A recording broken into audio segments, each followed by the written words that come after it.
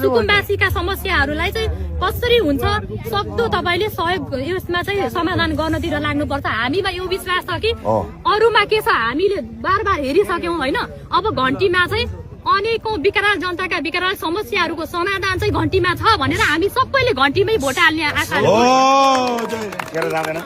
हामी अरूलाई दिएर त्यो भोटलाई खेर हाल्दैनौँ। हामी एमाले कांग्रेसहरू कसैलाई दिएर हामी चाहिँ खेर हाल्दैनौँ। बरु हामी बहुमतको पार्टी बनाउँछौँ, भोट चाहिँ घन्टीमै दिन्छौँ। हजुर ढुक्क भएर बस्नुहोस्, यहाँका जनताहरू सबै भोट तपाईँमै आउँछ। म तपाईँलाई यति गराउँछु, समस्या समाधान गर्ने अहिले मैले उपाय सुझाएँ। त्यति बेलासम्म तपाईको बस्न पाउने तपाईको अधिकारको रक्षा गर्न जनप्रतिनिधिको रूपमा म यहाँ छु नि त।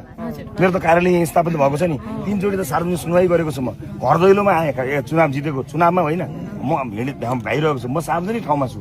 म कहीँ लुकेको भागेको मान्छे छैन, म यहीँ छु।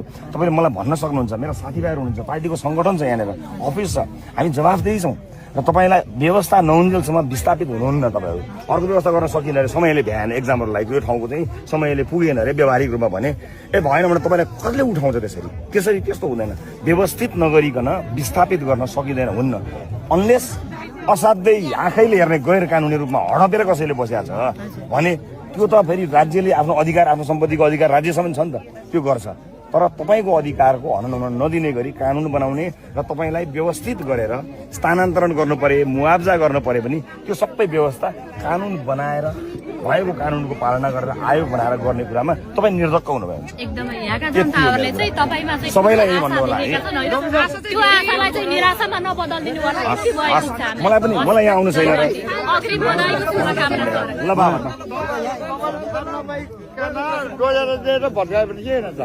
त्यस्तो हुँदैन भने भर्खरै मैले कहाँ धान अधिकार विरुद्ध दल त्यसै गरी हुँदैन। त्यस्तो हुन्न, त्यस्तो हुँदैन, त्यस्तो गर्न पाउँदैन, हामी गर्न दिन्नौ। सुन्नुहोस् है, मैले मेरो कुरा के छ भने तपाईँले कानुनै मिचेर गैर कानुनी रूपमा वर्षौंदेखि आफ्नो घर जग्गा अन्त हुँदै तपाईँले कुनै राजनीतिक दलले सुन्नुहोस् न कारणले समर्थन दिएर हडपेर बस्नु भएको छ भने सरकारले सूचना दिएर खाली गर्छ? किनभने सरकारको सम्पत्ति हो, तपाईँ गैर कानुनी बस्नु भएको छ भने त्यो एउटा बेग्लै कुरा भयो। तर कानुनी हिसाबले होइन कि व्यावहारिक रूपमा तपाईँ वर्षौंदेखि बस्दै आउनु भएको छ, कानुनमा समस्या छ, तर तपाईँलाई व्यवस्था त गर्नु पर्यो भने तपाईँलाई कहाँ लगेर राख्ने त? तपाईँलाई त व्यवस्था गरिदिनु पर्यो नि त, परेको परेन हो। त्यसको लागि कानुनी व्यवस्था गरी त्यस्तोमा समस्या हुँदैन। म छु नि। तर मान्छे चाहिँ बुढो हुनुहुन्न। 35 वर्ष अब त्यही त अनि फोटोमा हेर्दा चाहिँ झन्डै त्यस्तो देखिन्छ, त्यस्तो दाजुले होला। कुन चाहिँ घर तपाईँको? खेतीपाती नै गर्नुहुन्छ? रामजीले हो,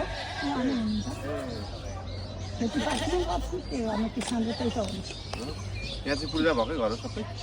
यता चाहिँ पूर्जा भएकै घर? सबै भयो, यो लाइन छैन, सबै नम्बरी जग्गै हो। यतापट्टि चाहिँ छैन? यो लाइन छैन कहीँ, सुकुम्बासी नै जस्तो हो।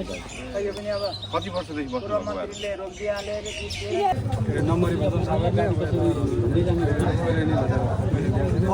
कतिले पैसा बुझाउँछ नि, धनी बुझाउँछ, समस्या चाहिँ अलिकति बनाउनै सकेको छ। दुःख सुख गरेर बनाएको भने चाहिँ नक्सा भन्ने चाहिँ पास नभई भयो। यो चाहिँ नक्सा छ,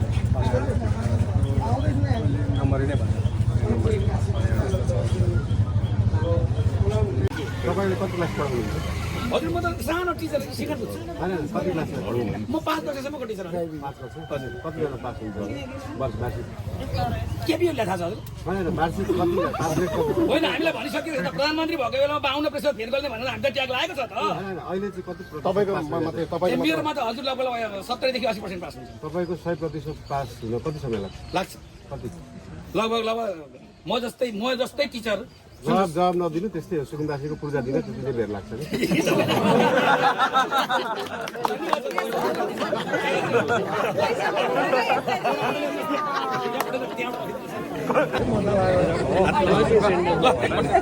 टिचर भन्नु होला, टिचर नभन्नु होला है। मोबाइल पनि